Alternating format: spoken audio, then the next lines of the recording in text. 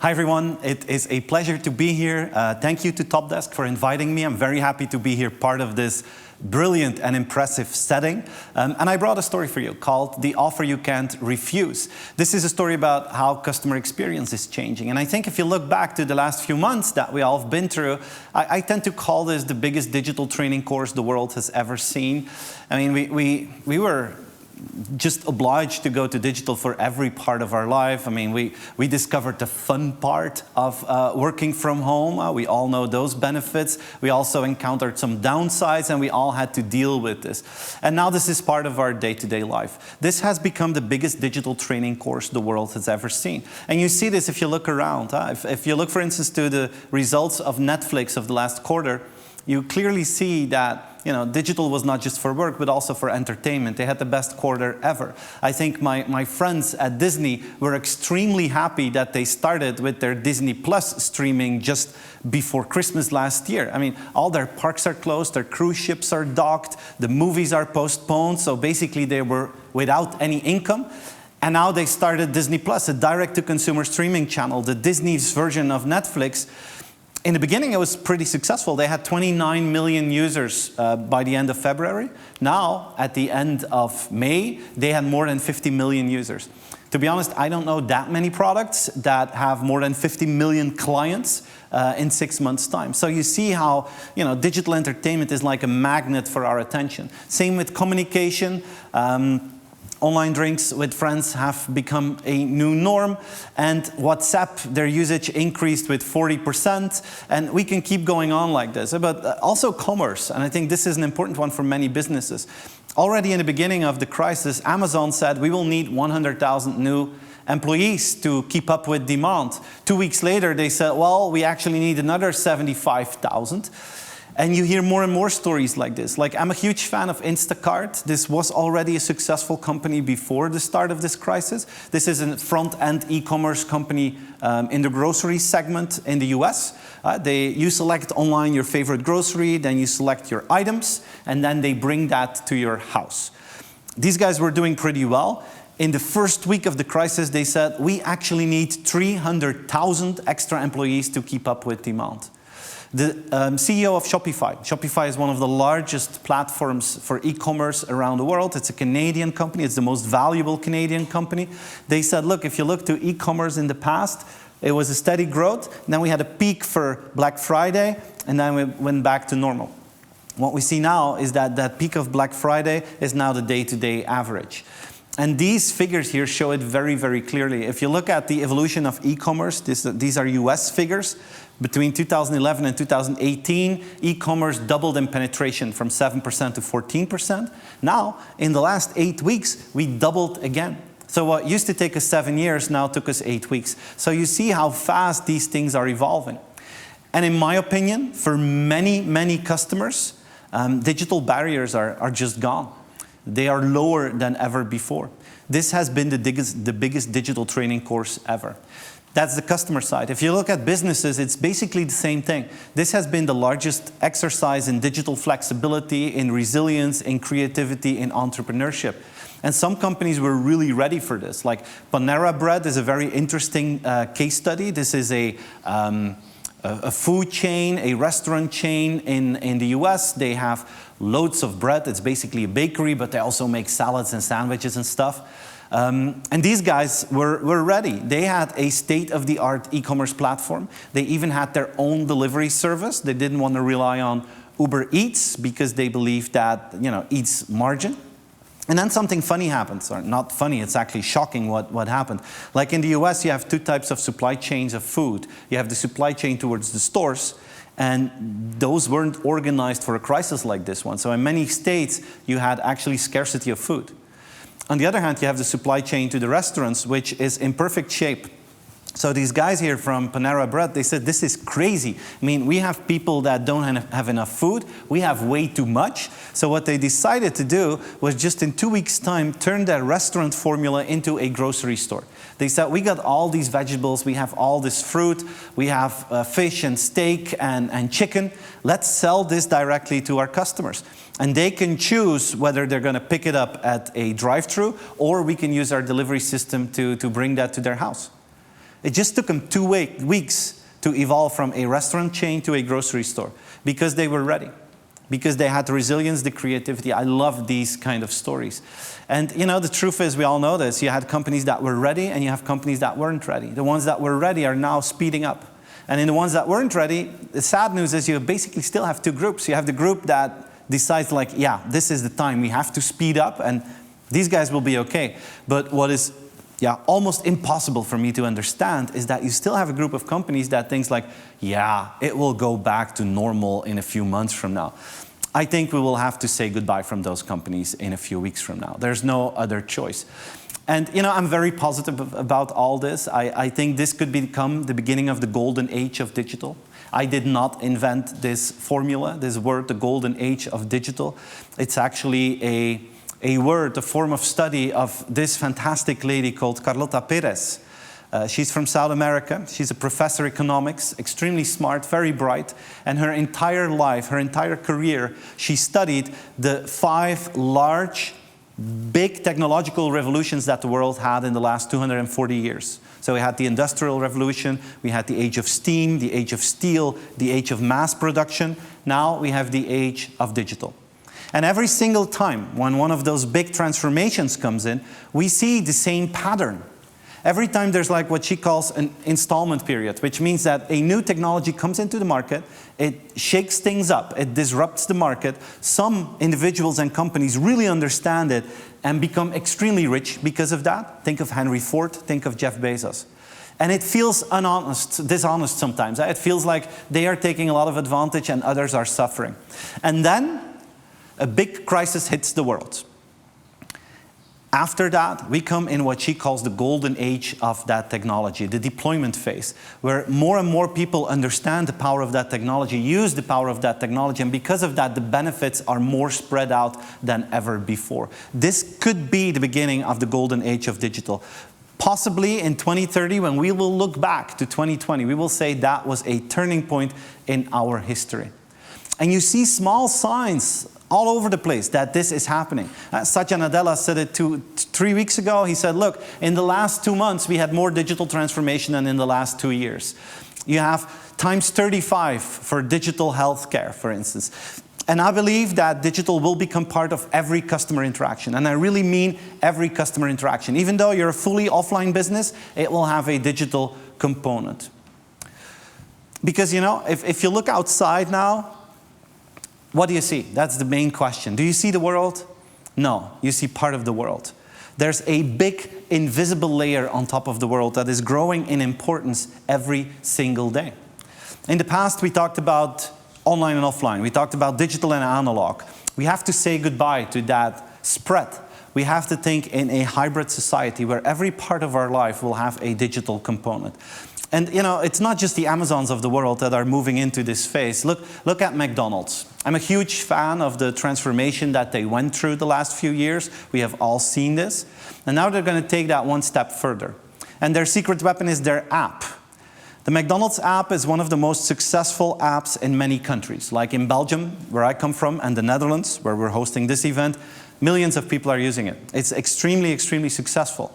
And over the last few years, it helped McDonald's in better understand the preferences of each individual customer. They have that data, and now they can use that to improve their services. About a year ago, they acquired a company called Dynamic Yield. And this company will help them, thanks to the AI capabilities that they have, to personalize menus. And the first place where we're going to see this is the drive-thru. Now, today, if you go to the drive-thru of McDonald's, I mean, the menu is the same for all of us. It's almost like a printed poster that they have there. It's a little bit middle-aged printed posters, but they still have it. But that's only for a few more weeks or months, because pretty soon we will have digital menus. And if you are a vegetarian, you won't have to look down in the menu for the vegetarian options. They will be there beautifully shining right in front of you, because they know that you are a vegetarian. What will happen? You will feel welcome as a customer, and next to that, probably you will buy more from them. That's the win from them. But this is one example of an offline service that has now a digital invisible layer on top of it. It's a hybrid world, and every interaction with customers will have a digital component. And you know, I'm convinced that we're at the beginning of a new age of customer expectations. I think the past few years were about 4G, mobile, social, those kind of things that led to convenience, which is crucial, but that has become the norm. I think we're at the beginning of a new phase, a new evolution of their expectations, driven by new technologies like AI, like 5G, like quantum computing, like robotics, driven by personal challenges, dreams and fears that people have, and driven by the big challenges of society. And I think these drivers will form expectations where you will need to act upon as an organization. And if you play that game, you can create this offer you can't refuse. And I built this model around it, and I would love to share that with you. Of course, your company needs good products and services. There's no doubt about that. But I want to talk about the other layers. Automated interactions, the first layer, digital convenience. It has become the norm, but it's still very important to have it. When you talk about digital transformation for customers, I would invite you not to start the debate by talking about technology. Start the debate by talking about what kind of benefits you can create for your customers. And I think new technologies, digital technologies, can actually create 3 core benefits that can improve the relationship with your customers. Faster than real time, anticipation, try to solve problems before they actually occur. Personalization to a high extent. It's not about the average customer, it's about the individual customer. And convenience, make it as easy as possible to work with you. Let me give you an example. And again, it's not from the Amazons, it's from let's say, traditional company like Walmart.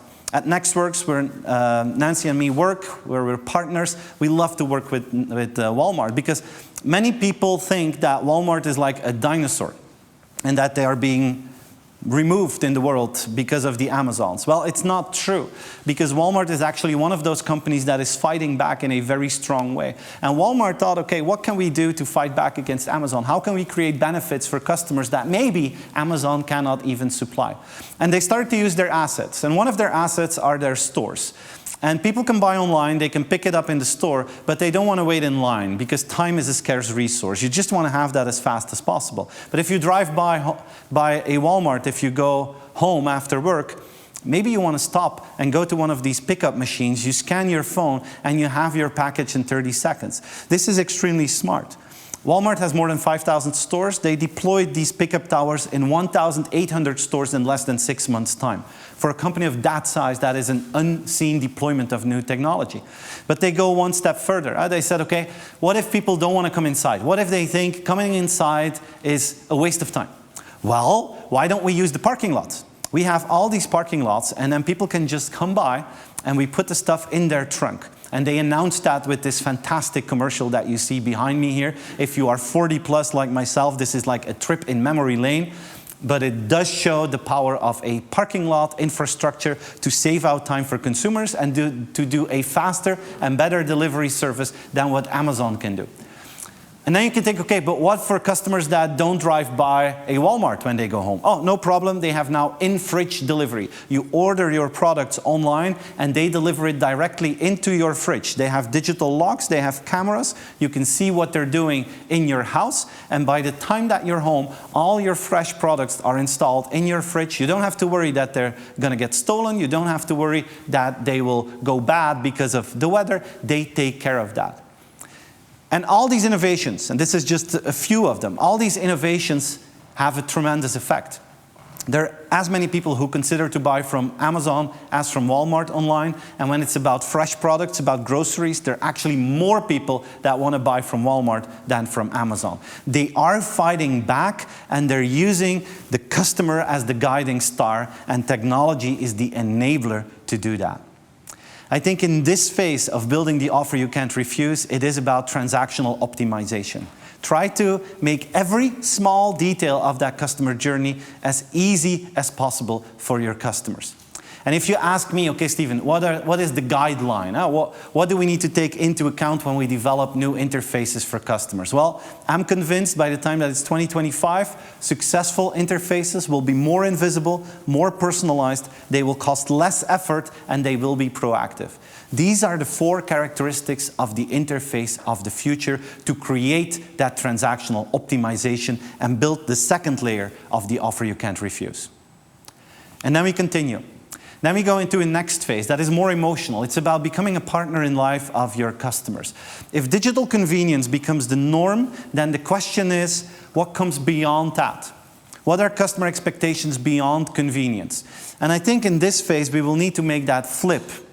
Don't just focus on a customer journey, but focus on the life journey. It's not about, in this phase, it's not about what kind of issues do you have with your process. No, it's about what kind of issues do customers have in their day-to-day life, and how can you add value in their life. And I want to give you this example from this brilliant company in the Netherlands called Centraal Beheer. It's part of the Achmea group. I'm a huge fan of them. I've had the pleasure of working with them for many years. And this is an insurance company. And still their ambition is to create a net promoter score of +50. I don't know if you know many insurance companies that have happy clients. This is as rare as a white lion in the jungle. Still, they want to do this. And you know, I had the pleasure to be there when the CEO announced this, that he said, "Dear fellow employees, I want to have a net promoter score of +50. I'm sick and tired of it, that we work so hard and that our customers are unhappy. We need to change this." And then he said, "I want to have a net promoter score of +50. And I looked in that audience, and I can tell you, half of that group was like, "Our CEO lost it. He doesn't know what he's talking about. We are the insurance industry. We're not Coolblue or Netflix or so." And they wanted to have him replaced at that same moment. The other half of the group was like, "Yes, paradise has arrived." Because if you go from a -9 to a +50, it means that you fundamentally have to change the way that you work. And that's exactly what they did. Now we're 3 years later, and they're very close to achieving this goal of a net promoter score of +50. And one of the elements in their strategy is to not just sell insurance products, but to become a partner in living for people. One of the things they do is they offer their customers here in the Netherlands solar panels. You go to their website, you type in your address, they instantly screen your roof. In real time, you get a proposal for solar panels, and a few days later, they install that on your roof. Now you can think, why would an insurance company do this? Well, don't underestimate the data that they have about every industry. They know how many claims there were for every supplier of solar panels. They know perfectly who the good suppliers and the bad suppliers are. They saw that there's a need in the market in the Netherlands for people who want to have solar panels, but they also saw that people see it as a big hustle, and that because of that, they don't do it. They wanted to solve that. But they do more. They have something that they call klushulp. It's like the Uber for chores. Huh? You imagine that a light bulb has to be replaced. Well, you push a few buttons and they send someone to your house. You pay for that, it's not free, but it's a service that they have. Not just for insurance customers, no, every person in the Netherlands can use this. And what they see in their data is that 60% of the users of their services are non-insurance clients. So you can imagine what the potential is to eventually do cross sales. This is no charity thing that they're doing here. These are new business lines that have to create revenue. But what you see is that because of the fact that they don't just sell an insurance product anymore, but that they broaden up their services, people are becoming happier, people are becoming bigger fans, and the net promoter score is increasing. They are becoming a partner in life that understands the frictions in people, their day-to-day life, and they want to solve that. You help them emotionally. And this is also the part where the humans make a big difference. Huh? It's not because every interaction with customers is digital that humans become unimportant. I believe the opposite. I think there's this old economic law that's playing here. It's the law of scarcity that learns us if something becomes scarce, it actually increases in value. Well, the human part in the business world is becoming really scarce, and because of that, the human part is becoming more premium than ever before. So next to our digital investments and transactions and relationships, it's important to have that human touch available at the right moment. And humans need to excel in those fields where computers are not good at. And then I think about these typical human characteristics like the empathy, passion, creativity. Those kind of qualities will increase in importance the more digital the world becomes. We're all witnesses of the future of work. In the past, people worked with their hands. Now people work with their brain. Tomorrow, if we want to make a difference, we will have to work with our hearts. That is how we as humans can make a difference in the customer relationship. Computers personalize, people make it personal. Computers predict, people surprise. Computers deliver, people over-deliver. We can do more. We can, help people go further in their life. We can optimize the emotional relationship. This is what we do as humans. That is the third layer of this model. And then we go to the last step, saving the world. Saving the world, preferably together with employees and with your customers. I think we're going to see a flip in marketing. The past 10 years, it was all about authenticity. I'm convinced that the next 10 years, it will be about responsibility. The world is facing many choices, many important challenges. We were all surprised by this coronavirus, and we feel how there's now already tension between the economical part and the healthcare part of this. But it also brought out the beauty of some organizations. Many organizations added value to society. I'm going to show you my favorite example, Lego. Since we had this program here in Belgium and the Netherlands called Lego Masters, since that moment, Lego is basically all over our house now. We have to be careful where we step, because I can tell you it really hurts if you step in one of those little bricks. But I love it. I have to hold myself not to play with Legos all the time. But I'm also very excited about what Lego did. Just like in other countries, there was shortage of safety gear for people who worked in hospitals. That was the same in Denmark. And Lego rebuilt some factories so that they could build these plastic protection glasses for people who worked in hospitals. But the cool thing is not just that they did this. The cool thing is that they designed these safety goggles based on the helmets of their space minifigures. And the coolest thing of all is that if you receive your protection stuff in the hospital, you have to put it all together yourself in Lego style. And I mean, I could only smile when I saw that. It's helping the world, but at the same time, you keep the Lego charm into that. I love those kind of things. We're facing important choices. It's not just healthcare. Climate is not gone. We still have climate issues all over the place, and it's going to increase in importance. And what you see in research is that customers basically look at companies to solve these issues. There's a higher level of trust towards companies than towards governments. We have to do it. And I would like to invite you to think about this in terms of trade-offs. Many industries actually have trade-offs for customers. There's the trade-off that all of us have to go through every single day, the trade-off between privacy and convenience. Or the trade-off between us that actually want to buy cheap products, but we know that they're not produced in an ethical way. What are we going to do? The choice between my freedom, my love for travel, my love for meat, versus doing what's well for the planet. Can we reduce and maybe eliminate some of these trade-offs? And I'm very positive about this. I think the power of new technologies, with a fresh mindset of many business leaders, we can actually add value to society. I'm going to give you one example. It's a trade-off between what I like to do and what's good for the world. Like, I'm not a vegetarian. I like to eat meat, even though I know that it's bad for my personal health, and I know that it's bad for the planet. I still eat meat because I like it. Can we solve that? Probably, in the long run, yes, we can. We have the pleasure to often work together with this company called Impossible Foods. They make plant-based meat. This is a plant-based burger made in a lab. I invited many managers to taste this when we visited them in Silicon Valley, and we never told them. We just said, oh, we're going to have an American burger today. And they were like, oh, yeah, cool, an American burger. And then, in the middle of dinner, I was like, with a glass, ting, ting, ting, ting, ting, and said, guys, this is actually no meat. Most people were surprised, and I have to be honest, the really die-hard meat eaters, they start with the decomposition of that meat, and then they're like, oh, this is not meat, I knew this. But normal people don't feel the difference, even though it's not exactly the same yet. But I like to look at the future, and imagine that the quality of these products just keeps on increasing. What will it be 2 years from now, 5 years from now, 15 years from now? These products are at the beginning of a curve, but have the potential to actually have a huge impact on healthcare and on climate. And even though they're at the beginning of their curve, they already have some traction. Like Impossible Foods is working with Burger King, which gives them a tremendous scale. You can buy it in the supermarkets, and so on and so on. If they succeed in their mission, a trade-off is being reduced. And we have still a fantastic feeling as a consumer, because you have the meat experience. They're not targeting vegetarians, they're targeting people like me. So you still have that benefit in your life, but without the downsides. How is this in your industry? Can you remove trade-offs? Can you eliminate trade-offs? Or at least can you reduce trade-offs? If you combine all that together, you create what I call an offer you can't refuse. This is, by the way, also the title of a new book that I wrote in the last few months. It will be published beginning of September, where I go in depth in this model, talking about a world where customers expect more than just convenience, because convenience becomes the norm.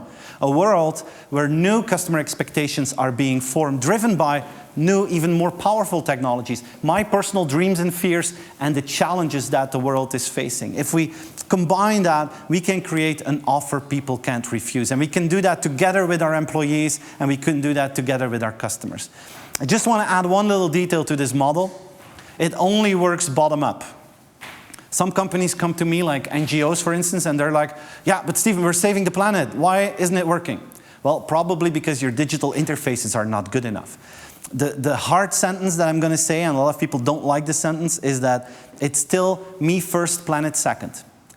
And we'll have to make sure that we have good products, that they're easy to find, easy to buy, great digital interfaces, and then we can build. It does not work the other way around. People think about themselves first, and then they make the next step. If you keep that in mind, you got all the tools you need to build that offer people cannot refuse. I would like to invite you to think about this. How is this in your industry? How far is your company up to this ladder? Huh? How far are your competitors playing this game? And I would like to end with this quote that I love from Steve Jobs. Huh? Inviting you to dare to dream about the best possible customer experience. Don't worry about the operational stuff. Don't worry about the shit of yesterday. Just dream about what is possible, and then reverse engineer that back to today and start building that future yourself to create the offer you cannot refuse.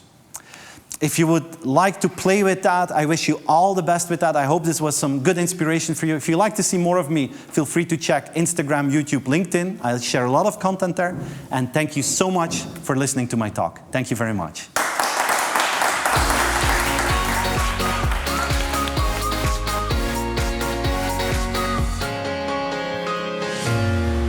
Thank you very much, Stephen. You can actually join us at the table. Nancy is still here. Yes. It's funny, I see the audience in a split screen, and I see people nodding when you were talking. It's like, people first, then the planet, and they were like, yeah. That's really funny. I didn't expect anyone to get me excited about going to shopping at Walmart or Achmea. That's quite a talent. Did it work? Yeah. No, I am excited to go to Walmart, but I don't know when, because we don't have that here, right? That's true. Yeah. So we actually we have some extra minutes to discuss some audience questions with you. First question I had for you is because you work together and you talk more about the customer experience, you talk more about the employee experience. Do you think there are any important differences, or are those two ever fighting with each other, or is it always a good teamwork? Well, I think there's no one before the other. I think both of them are equally important. I think maybe you stress the customer a bit more, and I do both, but I think you can't have a good customer experience if you don't focus on the employee experience, and maybe vice versa as well. Yeah. You agree? Yeah, well, there's a lot of research about it, and sometimes I get a question afterwards, people saying, yeah, okay, customer is really important, but how about Amazon? We hear all these horror stories about unhappy employees, and still the customers are very happy. So what you see, there are a few exceptions of companies that have happy customers but unhappy employees. That can happen. But the other direction is more interesting. That's what Nancy talks about. If you have a great employee experience, there's almost a 100% certainty that your customers will also be happy. The other way around, it doesn't work like this, but happy employees breed happy customers. That is what every piece of research is saying. Yeah. Okay, interesting. I have one question for you, Stephen. Okay. Because you work in a lot of different continents, right? Yeah. So are there important cultural differences between customer experience or what people want? Absolutely, absolutely. I think that the most exciting place to go to is the East right now. Yeah. Not just China, but also Korea, Singapore. They are so far ahead in terms of digital that it becomes really exciting. It's like Nancy mentioned, they spend twice as much time on their phone. That's not just to have fun, but that's also because social media is like a digital shopping mall in China and Singapore. And they're okay with that. That's their way of life. We're like more, okay, we need to talk more together. There you see that less happening. I think What's also an interesting continent is Africa, actually. I had the pleasure to speak in Tanzania for Vodafone. And they invented M-Pesa in Tanzania. And M-Pesa is a mobile wallet. They created that like almost 10 years ago because many people in Tanzania don't have a bank account because there is no bank or they don't make enough money. And they had cash, which was really dangerous. So they created a mobile wallet that you can use on an old Nokia. And now 80% of all payments in Tanzania and Kenya are made through mobile phones, more than in Belgium, Netherlands, Germany, United States. That's so interesting. That's interesting. Yeah. It's actually like they skipped certain steps that we made. Like we don't need those steps anymore. They're old school, and we go to the digital transformation. I was in Africa last year on vacation, and I was in Madagascar, and it's one of the poorest countries in the world. And actually, you have the huts where people live, and they live in very poor situations. But they do have one of them dedicated to this mobile platform. So they have a mobile phone and they do everything? They do, yeah, they do. You know, the first generation type, but they do have mobile phones. Yeah. Even if they live in such, primitive circumstances. Yeah, yeah. It's much more affordable also than a laptop. I'm looking at Renske. Do we have any questions from the audience? I guess so, right? Yeah, there are some questions coming up. Before we go to that, I also have a question actually to you, Nancy. You heard the story of Steven. Do you recognize that story also from an employee experience perspective? Is there a similarity there? Well, I think if you think about ethical value, what consumers are more and more looking for with organizations, I think the same goes for customers. So, for employees.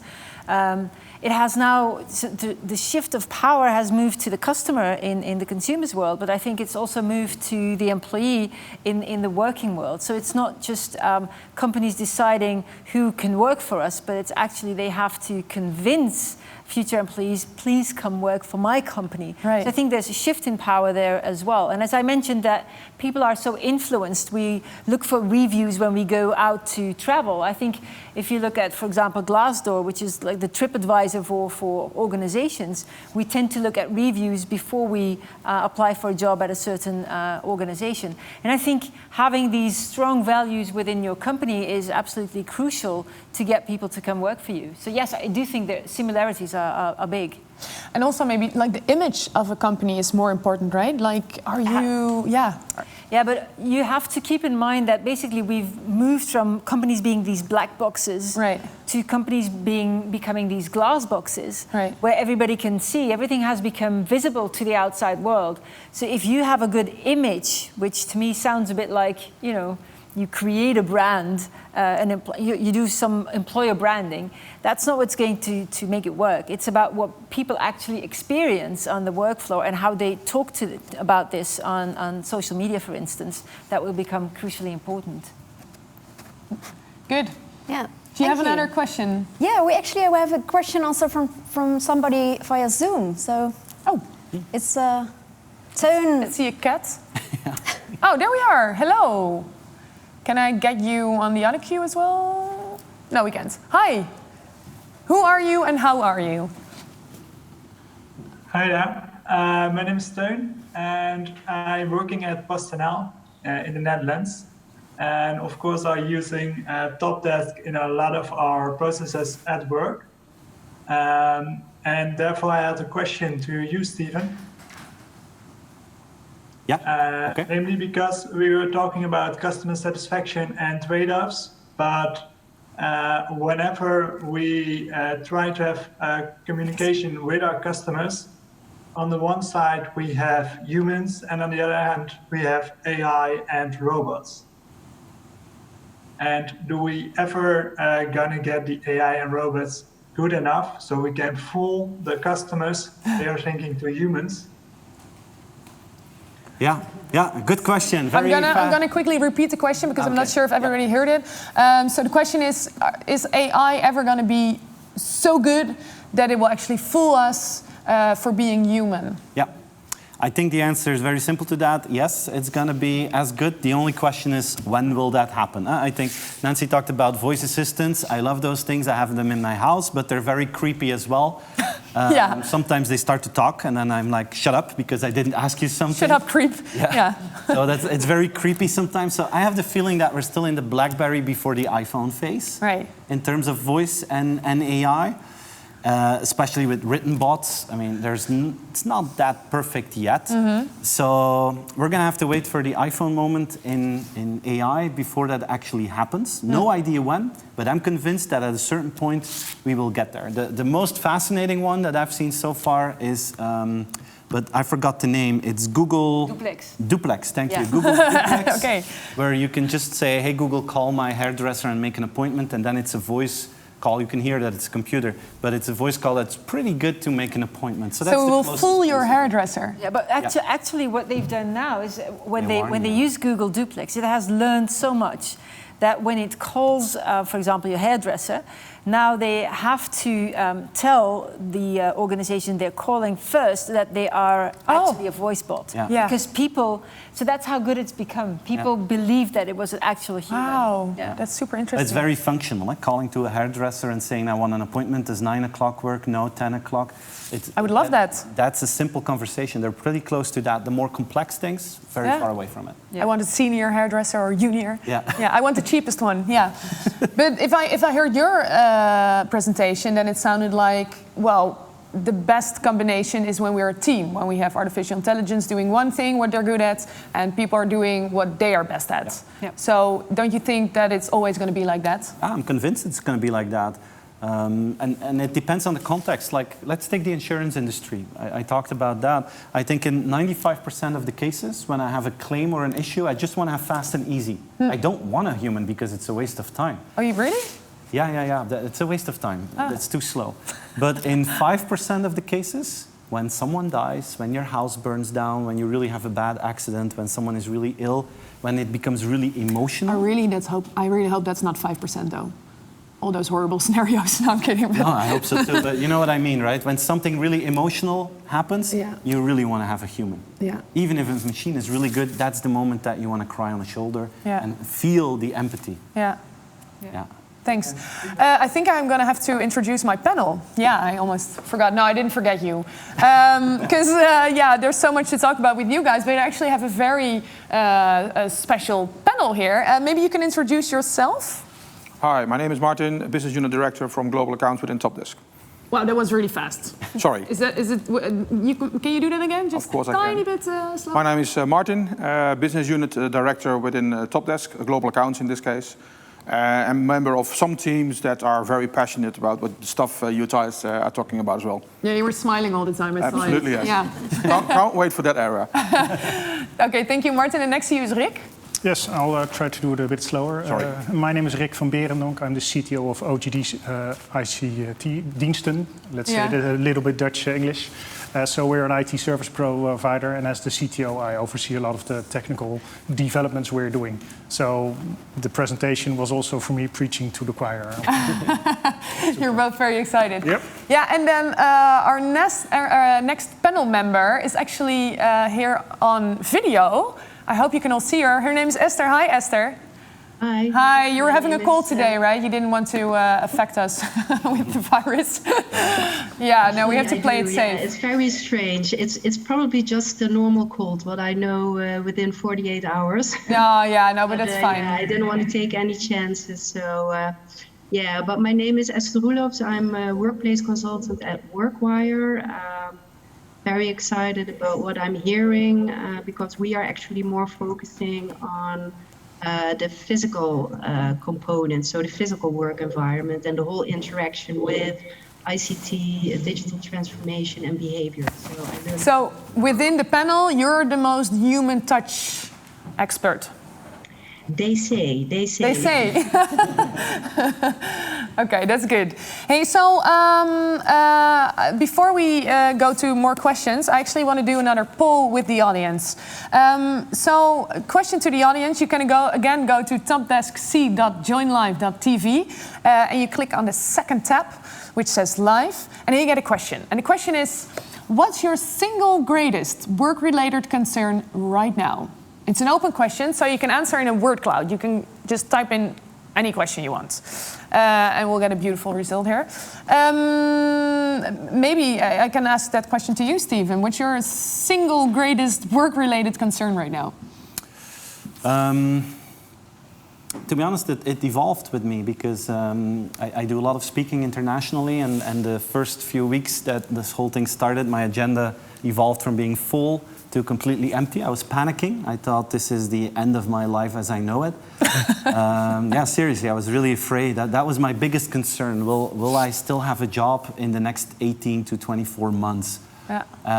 But then it quickly evolved. I was really surprised how fast companies made that switch to these kind of events, virtual events, and now I have a full agenda, and I'm doing a lot of great things. My biggest concern is still how long will this whole situation last, because I also miss the offline world. I miss traveling. That's personally from my point of view. So I hope that we're going to have things under control to evolve that. So in my profession, that's my biggest concern. Yeah. I understand that. I actually saw the result of the poll here. It looked a little bit confusing to me. I don't know. I see time, continuity, work-life balance, communication, employees, connection. Wow, a lot of different words. It's work-life balance, coffee talks. Yeah, I can imagine. Coffee talks, I'm missing that as well. Motivation. Yeah, motivation. Yeah, finding your motivation if you're at home. Yeah, if you don't have colleagues. Full 7 days of the week. Yeah. Is probably something that people are struggling with. I can imagine. Vision. Yeah. It's a little bit the same, right? Well, yeah, if you know, when will it be over? I think the uncertainty is what is getting to people. So research has shown that mental health is under great pressure these days. It's something that's not to be underestimated by a lot of organizations. Actually, the human factor, meeting people, getting inspired, having vision. Yeah. Renske, I think we have questions from the audience for either our panel or my experts here. Let me see, not yet. Oh, well, yeah, I see one more question in line with the previous question in the poll. Like, Steven, what is your new habits that you want to continue? Well, I have personal new habits and professional new habits. The one that I would really like to keep is the fact that I have time for my daily walk now. My wife thinks I'm crazy, but every day at 5:50, I put my alarm clock, and at 6 o'clock I'm out, and then I do a walk of 10 to 16 kilometers. This morning I did about 10 because I had to come over here. And it really energizes me, and I love doing that. So I hope that I will still have time to do that. That's private. Professionally, I really hope that I can go to live audiences again. We have 6 people here, and this is the largest audience in 3 months, so it's really, really exciting. But on the other hand, Renske, I also hope that we're going to keep some of these virtual events, because in a normal year, my family doesn't see me during the week. I never have dinner between Monday and Friday together. Now we had that every day, and I really enjoy that. So I hope that we will be able to keep that and, you know, have a more hybrid life for myself as well, where I can see beautiful people all over the world, but where I also have more time for my family. That would be my ideal outcome afterwards. Yeah. That sounds good. Yeah, because actually I think what we'd like to talk about next is how we can profit from this crisis. Like, there's a lot of problems people are facing. Everybody has his own problems, things we miss. But the question is, I think, how do we get the best out of it? Never waste a good crisis, right?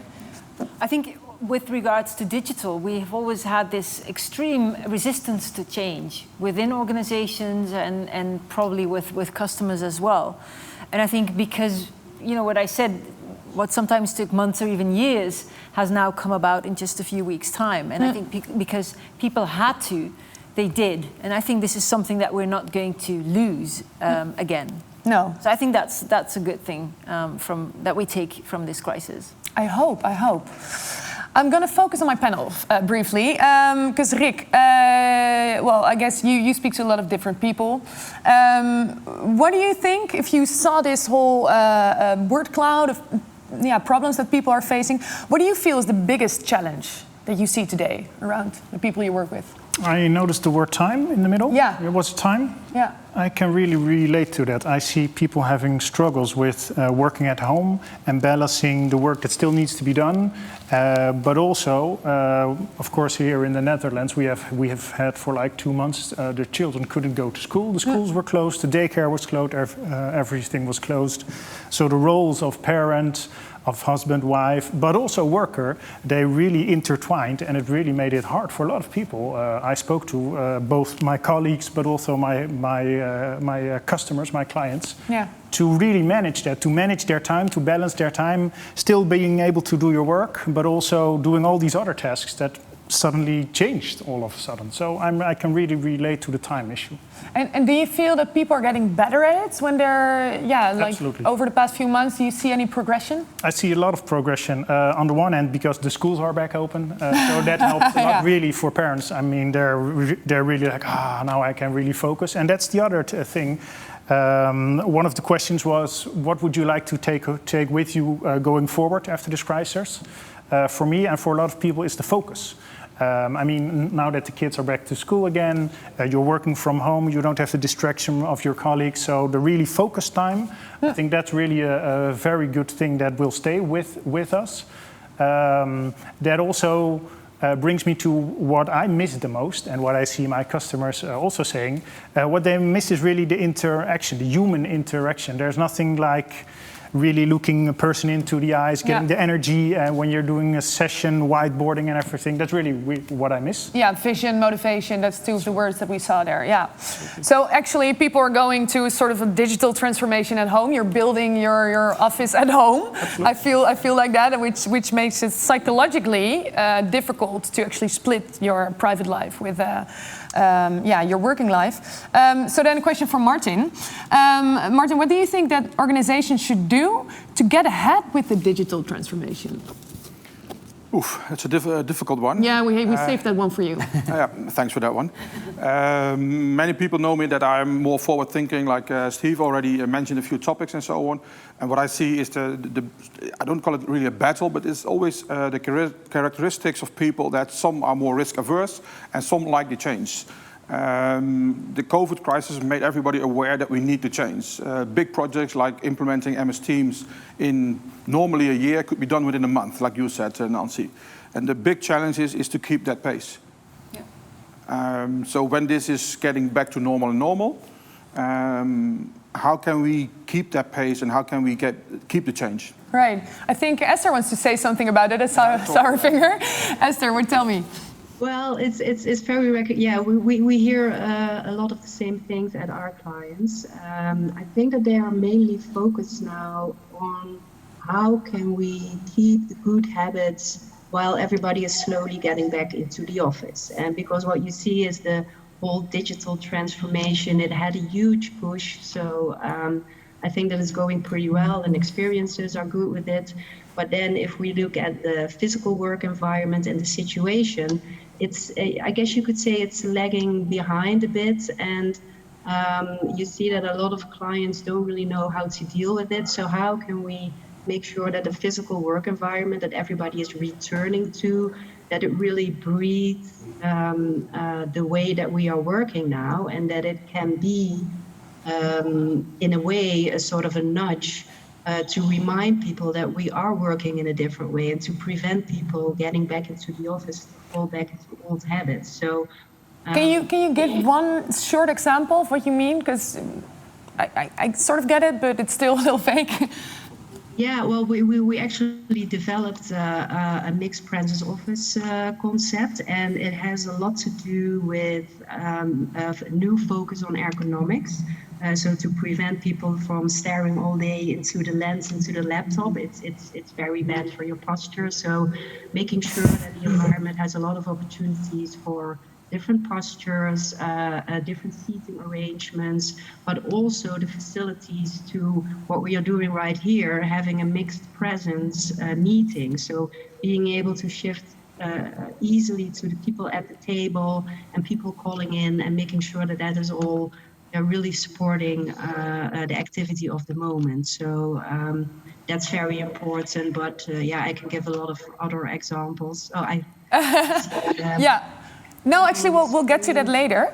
But thank you. I want to do one more quick poll with the audience before we go to another answers of you. And the poll is again at topdesk.joinlive.tv in the second tab, which says live. And the question is, how did the COVID-19 crisis affect your organization? And you can answer with, like, for instance, all employees could just continue working remotely, nothing changed, or you had to make some adjustments, or maybe some new tools or new ways of working were implemented, or maybe you had to change your entire way of working. So we're curious how that went for you. I'm going to ask that to my panel because I know from you, your keynote speakers, all events have been cancelled. You had all the time to come here. But how about my panel? What changed for you? Well, I can say for my own company, OGD, we were already very much used to working from home. So for us, it went pretty smoothly. Thinking about our clients, I think almost all of our clients did some degree of working at home, but it was absolutely nothing like this. It was really, there's the technical option to work from home. Right. So there's like a small farm of servers hosting that bit of technology to make that possible. And there were some people that are already working more in the cloud, which is really more location independent.